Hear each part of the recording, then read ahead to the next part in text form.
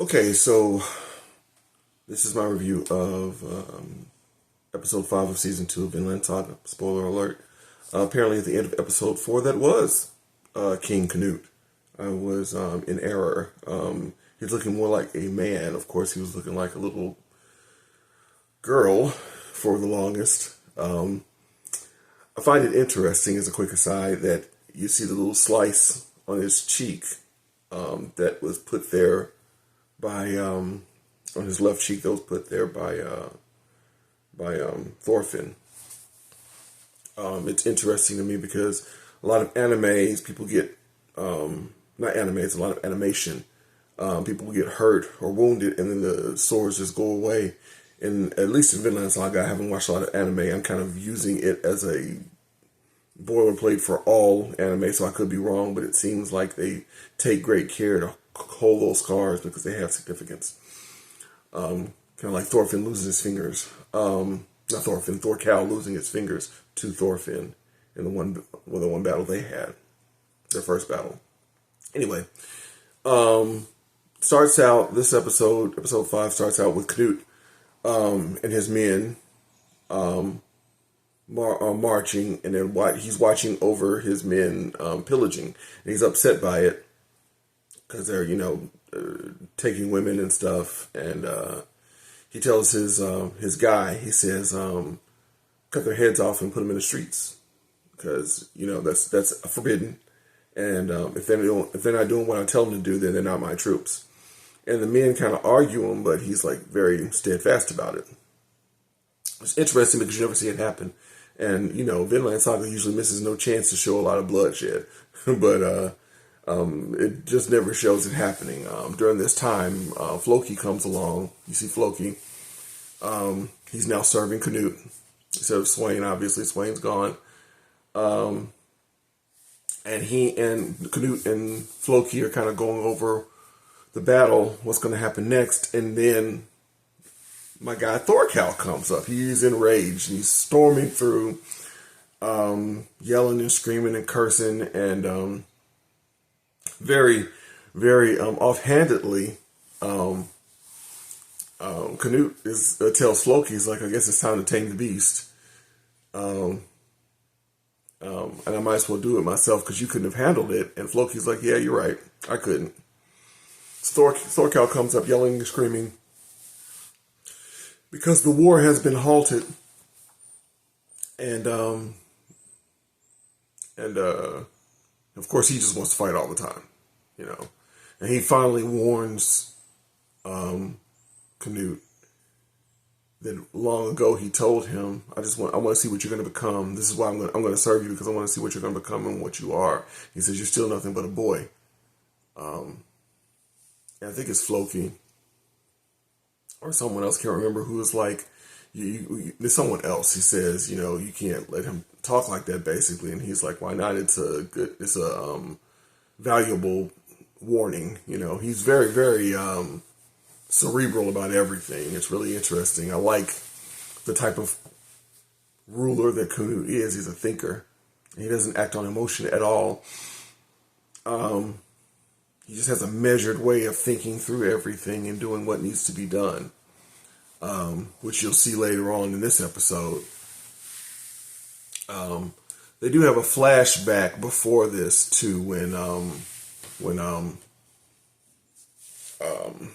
Askeladd killed the King Swain, to kind of set up all of this. So they're marching through, and there's another guy, and I can't remember his name. I'm sorry, I'm terrible with names, but he's another ruler who is laying claim to the crown. And one of the people under the lands where he is trying to buy their freedom. I think the place is called Marseille. And the guy who kind of runs it is trying to buy Canute off. So basically, like, I'll give you 8,000 pieces of silver if you'll leave Marseille and not attack us.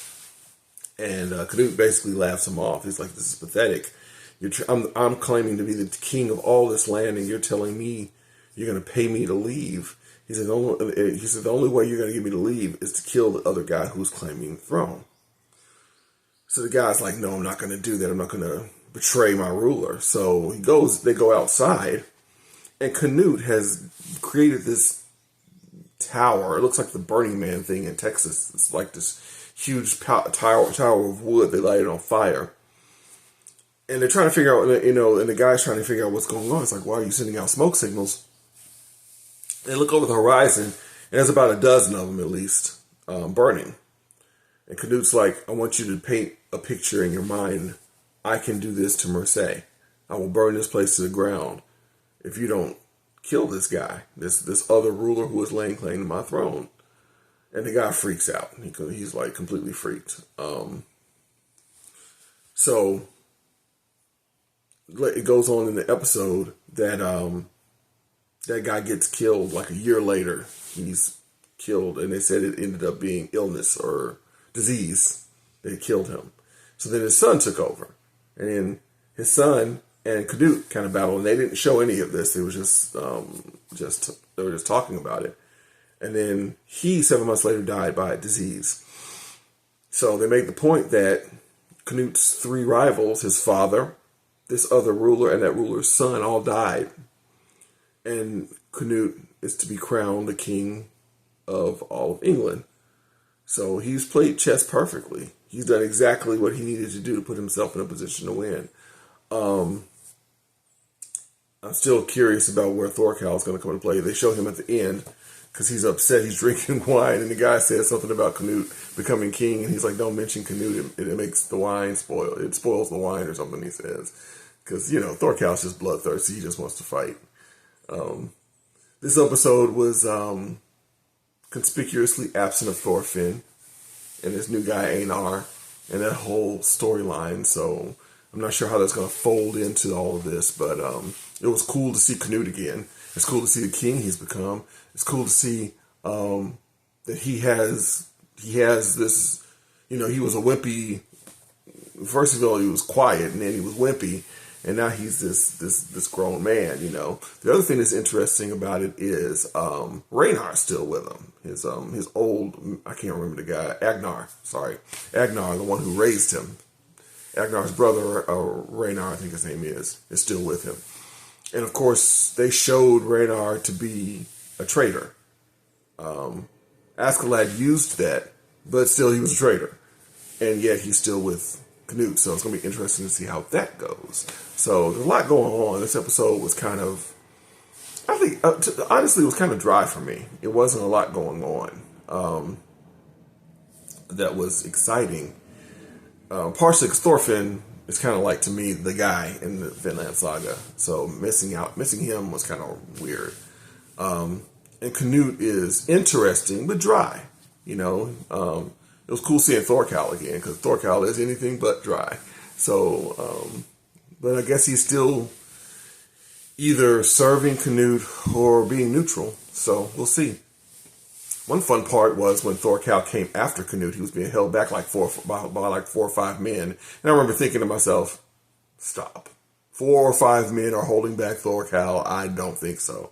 So basically he was just mad and raging and allowing these guys to hold him back. And of course at the end he was like, would you get off of me? And he starts kicking them and pushing them away. Showing that clearly 4 or 5 men can't hold him. Anyway, hopefully episode 6 will... This is not one of my favorite episodes, but hopefully episode 6 will kick it up a notch. And I'm curious to see again how all this folds into one another, these disparate plot lines, how they fold into each other to create the full story of Vinland Saga.